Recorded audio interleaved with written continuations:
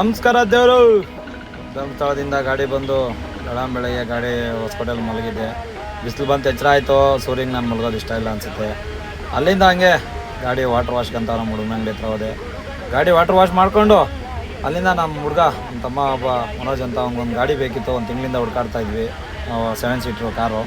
ಲಾಸ್ಟ್ಗೆ ಯಾವುದೂ ಸಿಗದೆ ಇದ್ದಕ್ಕೆ ಅವನು ನಾನಿಬ್ಬರು ಹೊಸಕೋಟೆ ಟೋಲ್ಗೇಟ್ ಹತ್ರ ಇರೋ ಮಾರುತಿ ಸುಜುಕಿಗೆ ಹೋಗಿ ಎರ್ಟಿಗಾ ಬುಕ್ ಮಾಡಿದ್ವಿ. ಅಲ್ಲಿ ನಮ್ಮ ಅಂಕಲ್ ಬಂದಿದ್ದರು.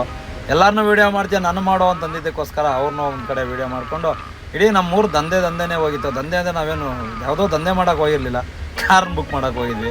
ಇವ್ರು ಮಾತ್ರ ಬೆಂಕಿ ಅಂಕಲ್ಲು. ಯಾರಾದರೂ ಆಂಟಿ ಇದ್ದರೆ ನೋಡಿರಿ ತಗಲಾಕೋಣ. ಅಲ್ಲಿಂದ ನಮ್ಮ ಹುಡುಗ ಗಾಡಿ ನೋಡ್ಬೇಕಣ ಅಂತ ಶಿವಮೊಗ್ಗಕ್ಕೆ ಕರ್ಕೊಂಡು ಹೊಂಟ. ನನಗೆ ಧರ್ಮಸ್ಥಳದಿಂದ ಬಂದು ನಿದ್ದೆ ಇರಲಿಲ್ಲ. ಅವನ ಜೊತೆಲಿ ಕಾರಲ್ಲಿ ಹಂಗೆ ಟ್ರಾವೆಲ್ ಮಾಡ್ಕೊತ ನಿದ್ದೆ ಮಾಡಿಕೊಂಡು ಶಿವಮೊಗ್ಗ ಕಡೆ ಹೊಂಟ್ವಿ. ಹೋಗ್ಬೇಕಾದ್ರೆ ಮಳೆ ಬಂತು. ಪ್ರಪಂಚನೇ ತಣ್ಣಗಾಯ್ತು ಅನ್ನೋಷ್ಟು ಆನಂದ ಕೊಡ್ತು. ಟೈಮ್ ನೋಡಿದ್ರೆ 8 ಗಂಟೆ ಆಯಿತು. ಹೊಟ್ಟೆ ಸಿತ್ತಿತ್ತು. ಅರಸೀಕೆರೆಯಲ್ಲಿ ನಿಲ್ಲಿಸಿ ಫ್ರೂಟ್ಸ್ ತೊಗೊಂಡು ಅಲ್ಲಿಂದ ಹೊಂಟ್ವಿ. ಹೋಗ್ಬೇಕಾದ್ರೆ KSRTC ಅವರೆಲ್ಲ ಊಟಕ್ಕೆ ಹಾಕ್ತಾರಲ್ಲ, ಅಲ್ಲಿ ಹೋಟ್ಲ್ ಹತ್ರ ಹಾಕಿದ್ವಿ. ಅಲ್ಲಿ ನೋಡಿದ್ರೆ ಊಟ ಖಾಲಿಯಾಗಿತ್ತು. ಅಲ್ಲಿಂದ ತರೀಕೆರೆಯಲ್ಲಿ ಹೋಗಿ ಮಾಮೂಲಿ ಬಂಡಿ ಹೋಟ್ಲಲ್ಲಿ ಊಟ ಇರುತ್ತಲ್ಲ, ಆ ಊಟ ತಿನ್ನೋಣ ಅಂತ ಹೋದ್ವಿ. ಊಟ ಪರವಾಗಿಲ್ಲ, ಸಿಕ್ತು, ಚೆನ್ನಾಗಿತ್ತು. ಅಲ್ಲಿಂದ ಬಿಟ್ಟು ಶಿವಮೊಗ್ಗ ಸೇರೋಷ್ಟರಲ್ಲಿ 1:30 ಆಯಿತು. 1:30 ಬಸ್ ಸ್ಟ್ಯಾಂಡಲ್ಲಿ ಯಾರೂ ಇಲ್ಲ ಅನ್ನೋ ಒಂದು ಬೇಜಾರಿಗಿಂತ ಏನಪ್ಪ ಇಷ್ಟೊತ್ತಲ್ಲಿ ಬಂದ್ರಿ ಅಂತ ನೋಡಿ ನಮಗೋಸ್ಕರ 2 ಜೀವ ಕಾಯ್ತಿದ್ವು. ತುಂಬ ಖುಷಿ ಆಯಿತು. ಇವತ್ತಿನ ಕತೆ ಮುಗೀತು. ನಾಳೆ ಸಿಗೋಣ, ಬಾಯ್.